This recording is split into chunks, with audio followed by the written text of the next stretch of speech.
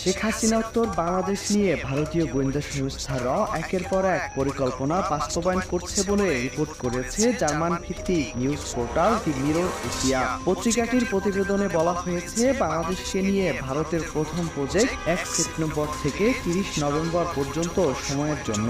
16 জুলাই যখন হাসিনা সরকার শিক্ষার্থীদের দেখামাত্র গুলির নির্দেশ দেয়, তখন ধীরে ধীরে পরিস্থিতি সরকারের অনুকূলে চলে যায়।